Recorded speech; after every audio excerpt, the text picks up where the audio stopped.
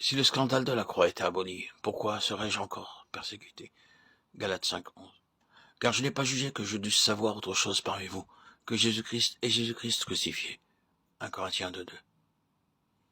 Il y a une révélation intérieure du calvaire, de toutes les douleurs et de toutes les humiliations que le Christ y supporta, des possibilités magnifiques et des bénédictions inépuisables qu'il y conquit pour le monde perdu. Révélation qui embrase l'âme d'un immense amour, d'un ardent amour pour l'homme de douleur. Jérémie 29. Alors la pensée dominante de la vie devient celle-ci, que le Seigneur voit des fruits de son travail et soit satisfait. Elle absorbe tout autre sentiment, tout sentiment personnel de sacrifice ou de gain. Cette passion, l'apôtre Paul l'a connue.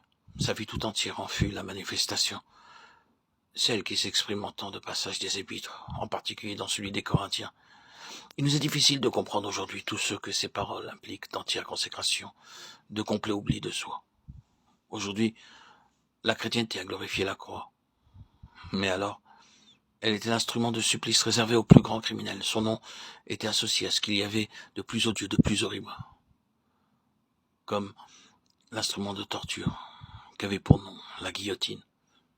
Il fallut rien de moins qu'une visitation d'en haut, une révélation céleste pour que l'orgueilleux pharisien fût amené à se glorifier en la croix et à ne pas avoir honte d'un si extraordinaire évangile. Les bois de justice où meurt un criminel. Quoi d'étonnant à ce que Festus, et sans doute bien d'autres avec lui, aient traité l'apôtre de fou. Pour moi, je n'ai voulu savoir autre chose parmi vous que Jésus-Christ et Jésus-Christ crucifié. Les Corinthiens plaçaient très haut la culture intellectuelle. Ils prisaient fort la rhétorique et la philosophie. Mais ils étaient profondément corrompus, plongés dans le péché.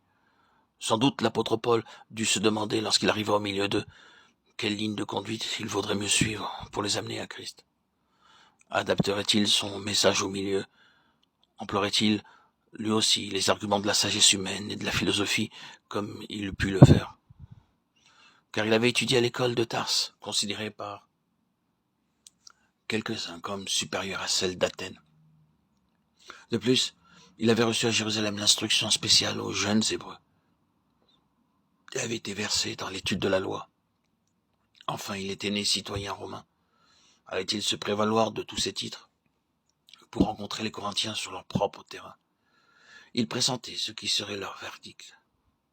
S'il n'étayait pas son message sur quelques courants philosophiques, s'il ne l'enveloppait pas d'éloquence, où était le devoir? Qu'allait-il faire? Délibérément, l'apôtre rejette les âmes charnelles. Il annoncera purement et simplement un Messie crucifié et comptera uniquement sur l'action du Saint-Esprit pour manifester que la prédication de la croix est bien la puissance de Dieu.